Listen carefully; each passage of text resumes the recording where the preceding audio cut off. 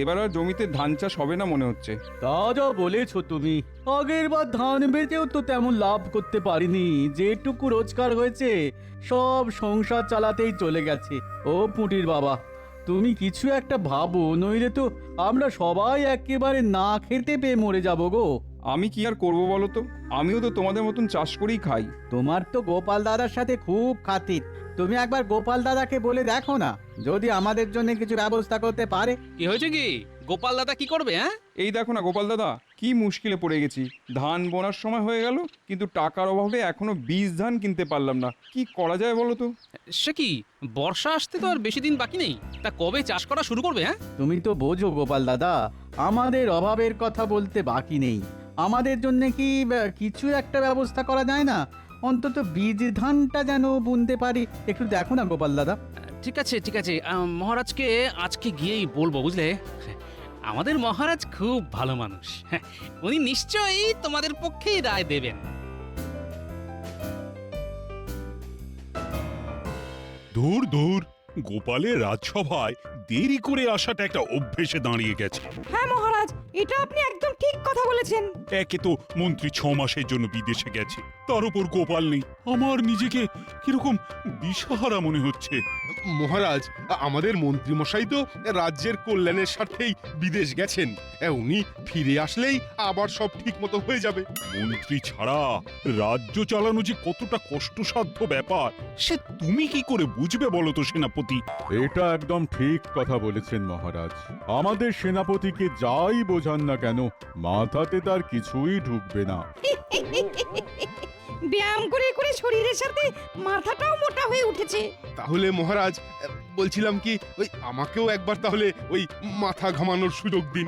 তাহলে আমিও দেখিয়ে দেব আমি কিরকম ওই ধুরন্ধর চতুর লোক। হ্যাঁ, ঠিক আছে সেনাপতি, তাহলে আমাদের মন্ত্রীর অবর্তমানে তোমাকেই আমি সাময়িক কালের জন্য মন্ত্রী ঘোষণা করলাম। এমনিতেও আমাদের রাজ্যে যুদ্ধ ঝামেলা তো কিছুই হয় না, তাই সেনাপতির তেমন কোনো কাজও নেই। হ্যাঁ, সেই জন্যে আজ থেকে সেনাপতি আমাদের সাময়িক মন্ত্রী। এ কি অলক্ষণে কথা শুনছি মহারাজ? আমাদের সেনাপতি সাময়িক মন্ত্রী? সেনাপতি মন্ত্রিত্বর কি বোঝে? এটা আমি স্বেচ্ছায় সেনাপতিকে মন্ত্রিত্ব পদে বসালাম, তোমার বলার কোন অধিকার নেই গোপাল। একেই তো দেরি করে রাজসভায় এসেছে, তারপর আবার বড় বড় কথা বলছে। সে আপনি যা ভালো বোঝেন তাই করুন।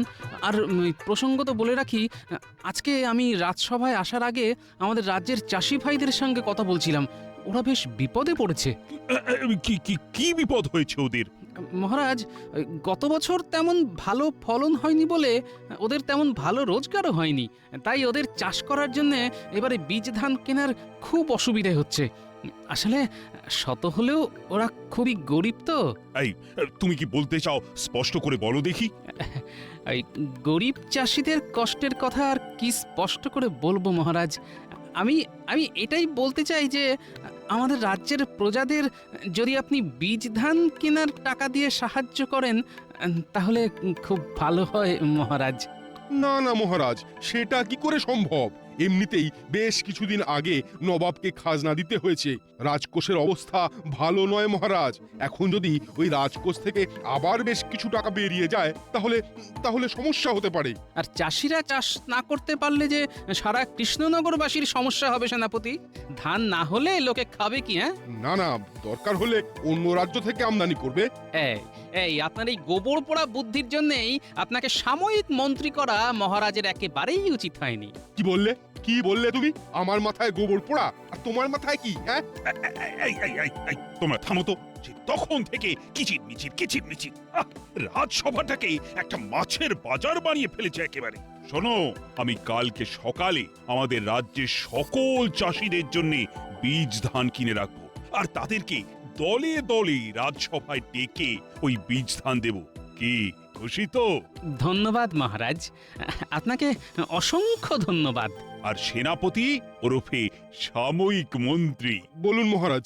তুমি ঘোষককে দিয়ে রাজ্যে ওই বীজ ধান দেওয়ার কথাটা ঘোষণা করে দাও। যথা আজ্ঞা মহারাজ।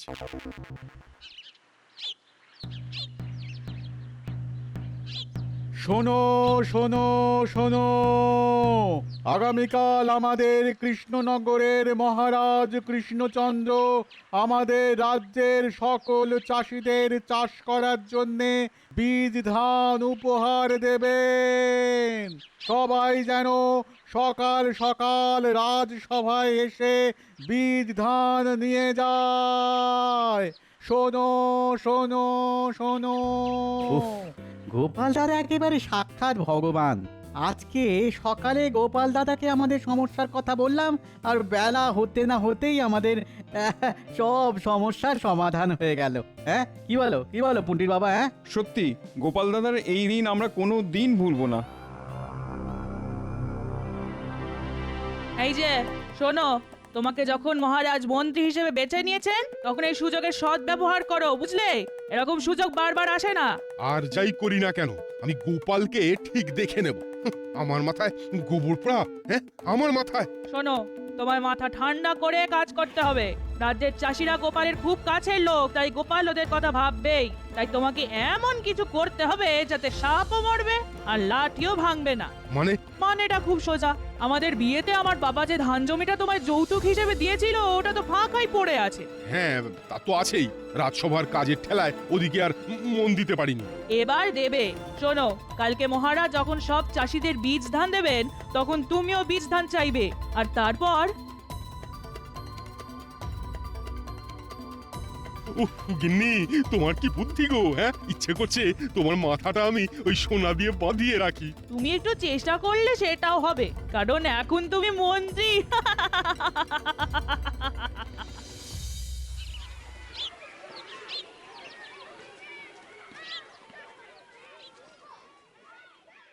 মহারাজ, আমাদের রাজ্যের সমস্ত চাষি ভাইয়েরা রাজবাড়ির দরজার সামনে অপেক্ষা করছে।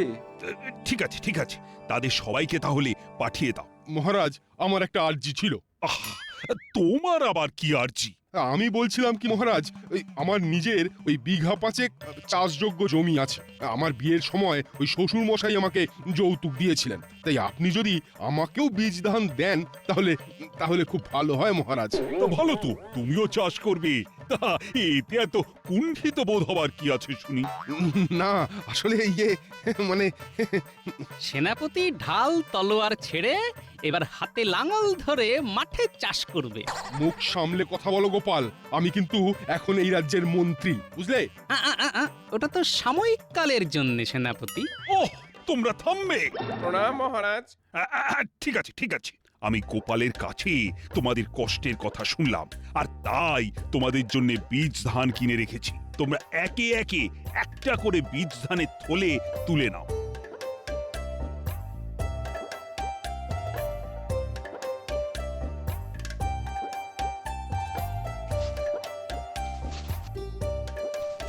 মহারাজ, তাহলে আমিও একটা নিলাম। হ্যাঁ হ্যাঁ, নাও।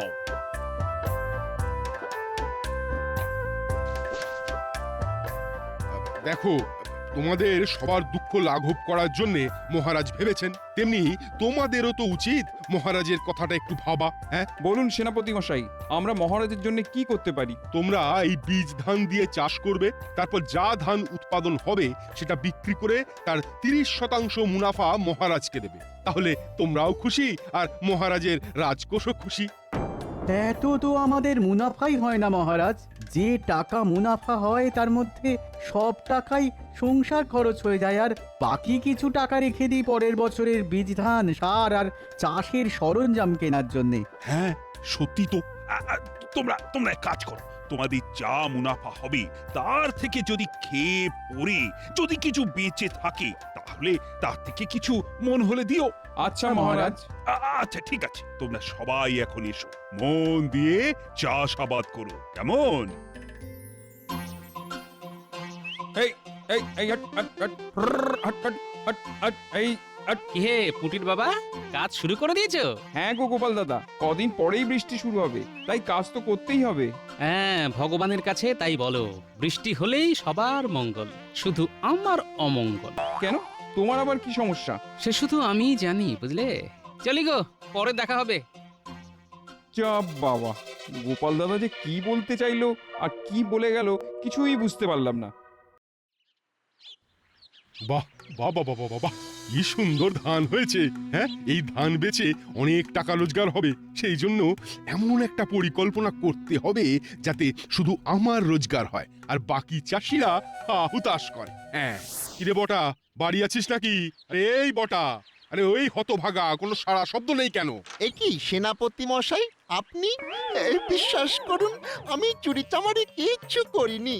যেদিন থেকে মন্ত্রী মশাই বিদেশ চলে গেছেন সেদিন থেকে আমি ভালো হয়ে গেছি, সত্যি। ওরে হতভাগা, অত ভয় পাওয়ার কিছু নেই। আমি তোকে মারধরও করব না আর ধরেও নিয়ে যাব না। তাহলে কি করতে হবে সেনাপতি মশাই? শোন, এটা নিশ্চয়ই হয়তো শুনে থাকবি যে আমাদের রাজ্যের মন্ত্রী মশাই বেশ কিছু দিনের জন্য বিদেশ সফরে গেছেন, আর তার বদলে আমি এখন সাময়িক মন্ত্রী হয়েছি। হ্যাঁ, তা একটা কানাঘুষো খবর শুনছিলাম বটে।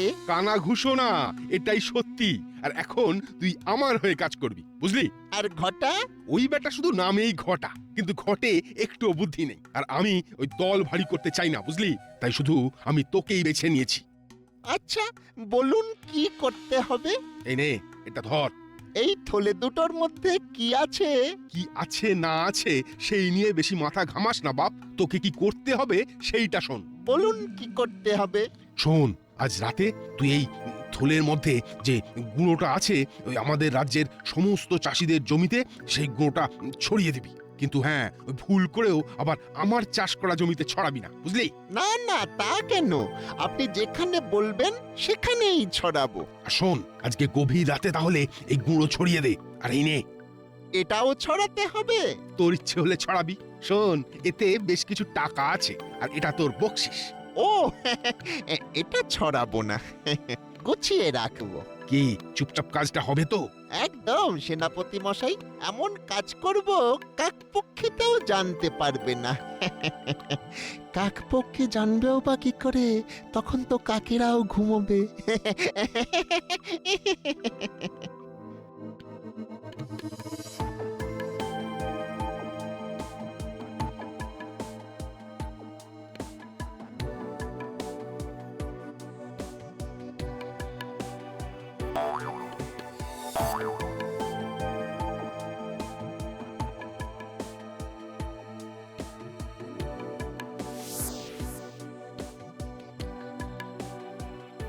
সেনাপতি মশাই, কাজ হয়ে গেছে। সাবাস, এই তো চাই। গোপাল বলেছে আমার মাথায় নাকি গোবর ভরা। এই মাথা খাটিয়ে আমি যা রোজগার করব গোপাল স্বপ্নেও ভাবতে পারবে না। হ্যাঁ, উফ, এতদিনে একটা কাজের মতো মন্ত্রী পেয়েছি। কিন্তু একটা কথা বলুন তো, আমি যে কালকে রাতে সব জমিতে জমিতে গুঁড়োটা ছড়িয়ে দিলাম সেটা কি ছিল? সেটা কি ছিল তুই ঠিক এক সপ্তাহ পরেই বুঝতে পারবি। কে জানে বাবা, আপনার মাথায় কি চলছে সেটা শুধু আপনি আর ভগবানই জানেন। বেশি জানা বোঝার চেষ্টা করিস না। তুই তোর বকশিস পেয়ে গেছিস, এখন মুখে একেবারে কুলুপ এঁটে বাড়ি গিয়ে ঘুমিয়ে পড়। যা, দূর হ। আয় আয় আয় আয় আয় আয় আয় আয় আয় আয়, আমার কি সর্বনাশ হলো! আমার সব খাটনি শেষ হয়ে গেল। এ কি পুটির বাবা, ধানের একই অবস্থা, সব ধান তো মরে গেছে। কে আমার এত বড় সর্বনাশ করলো?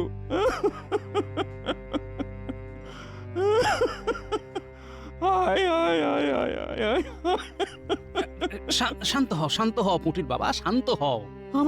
আমারও সব ধান নষ্ট হয়ে গেছে গোপাল দাদা, সব ধান নষ্ট হয়ে গেছে। এখন আমি কি খাবো, কিভাবে সারা বছর সংসার চালাবো? ও গোপাল দাদা। শোনো, যতদিন এই গোপাল ভাঁড় বেঁচে আছে ততদিন তোমাদের ভরণ পোষণের দায়িত্ব তার। তোমরা একটু শান্ত হও, আমি ভেবে দেখছি কি করা যায়। দাদু দাদু দাদু, আমাদের সব চাষিদের জমির ধান নষ্ট হয়ে গেছে, কিন্তু কিন্তু সেনাপতি মশাইয়ের জমিতে কিচ্ছুটি হয়নি। হ্যাঁ, সে কি? তুই ঠিক দেখেছিস? হ্যাঁ দাদু, আমরা একটু আগেই দেখে এলাম। আচ্ছা, ঠিক আছে, দেখছি, দাঁড়া। শোনো পুটির বাবা, যা দুর্ঘটনা ঘটে গেছে সেটা নিয়ে আর কান্নাকাটি করে তো কোনো লাভ হবে না। এখন কে এই দুর্ঘটনা ঘটিয়েছে সেটা তদন্ত করতে হবে। আর বাচ্চারা, বলো গোপাল দাদু। তোরা আজ থেকে সেনাপতির প্রত্যেকটা পদক্ষেপে নজর রাখবি, আর কোনো রকম সন্দেহজনক কিছু বুঝতে পারলেই আমাকে খবর দিবি, বুঝলি? আচ্ছা দাদু। শোনো বিজ্ঞানী, তোমাকে এক্ষুনি একটা পরীক্ষা করতে হবে। কি পরীক্ষা গোপাল? এই গাছটা দেখো, আর এই মাটিতে কি আছে সেটা বলো। আচ্ছা গোপাল, এক্ষুনি বলছি।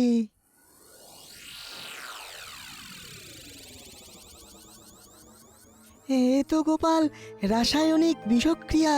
হ্যাঁ, এই মাটিতে একটা বিষাক্ত রাসায়নিক লবণ মেশানো হয়েছে, তার ফলে জীবন্ত গাছ সব মরে গেছে। শোনো বিজ্ঞানী, তুমি এর থেকেও একটা বিষাক্ত রাসায়নিক বানাও, যেটা ছড়ানোর ফলে জীবন্ত নয়, মৃত গাছও পচে যাবে। আচ্ছা আচ্ছা গোপাল, আমি আজই বানিয়ে রাতের মধ্যে তোমাকে দিয়ে দেব। এবার আমিও দেখব কত ধানে কত চাল। হাহ, রাজ্যের সাধারণ চাষিদের সর্বনাশ করে ভেবেছেন নিজে বড় লোক হবে না? হ্যাঁ, সেগুড়ে বালি।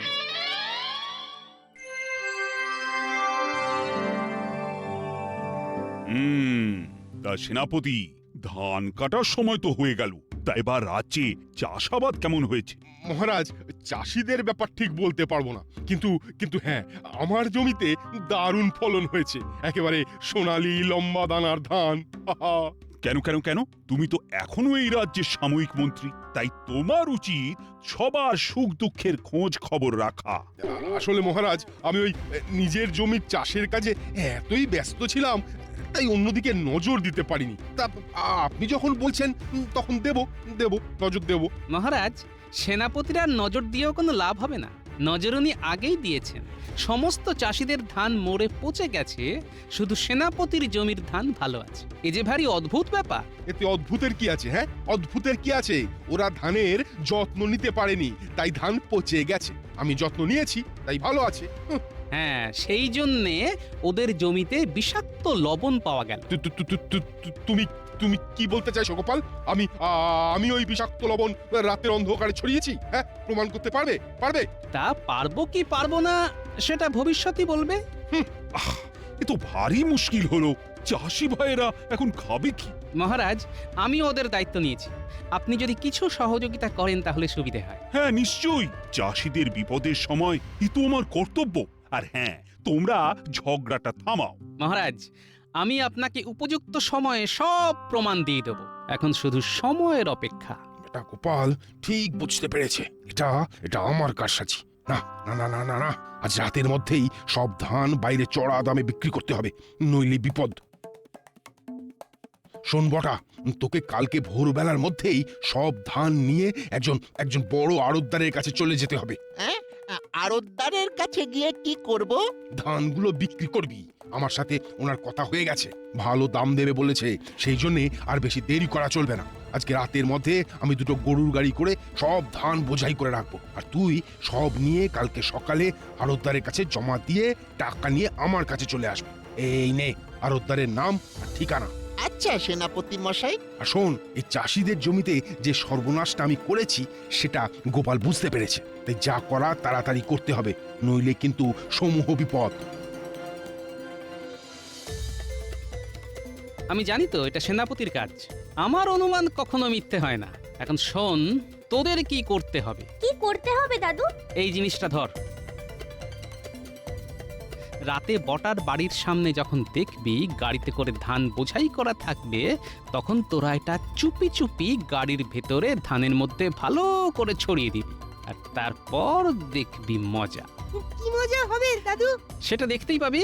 শুধু তোদের নজরদারিটা আর কয়েকদিন চালিয়ে যেতে হবে, আর আজকে রাতের কাজটা ঠিকঠাক করতে হবে, তাহলেই হবে। আচ্ছা দাদু।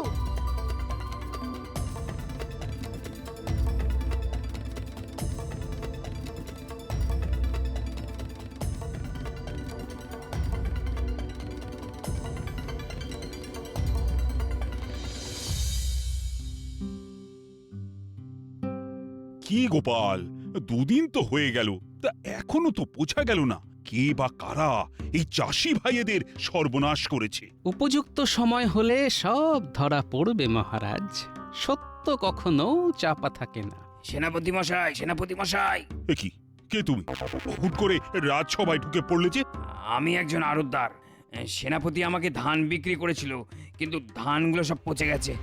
সেনাপতি আমার সঙ্গে বেইমানি করেছে।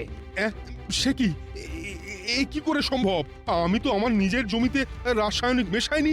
আমি তো হ্যাঁ কি কি কি কি বললেন সেনাপতি মশাই? কিছু না বাবা, আমি কিছু করিনি। দেখলেন মহারাজ, সেনাপতি মুখ ফসকে আসল কথা বলে ফেলেছে। এ কি সেনাপতি? তার মানে তুমি? আগে মানে হ্যাঁ মানে না মানে মহারাজ কি হয়েছে? আমার টাকা আমায় ফেরত দিন, নইলে আমি কিন্তু আমার গ্রামের লোকজনকে ডেকে এনে তুমুল অশান্তি করব। ভুল হয়ে গেছে মহারাজ, আপনি আমায় ক্ষমা করে দিন মহারাজ। এত চাষির সর্বনাশ করেছো? না না না না না, আমি তোমাকে কখনোই ক্ষমা করব না। আজ থেকে তোমার বেতন বন্ধ, আর তোমার ওই জমি বাড়ি সব আজ থেকে চাষিদের দিয়ে দেওয়া হবে। ও মহারাজ, আমি তাহলে না খেতে পেয়ে মরে যাব। বিশ্বাস করুন, আমি ভুল করে ফেলেছি। কিন্তু সেনাপতি তো নিজের জমিতে রাসায়নিক মেশায়নি, তাহলে? একেই বলে পাকা ধানে মই।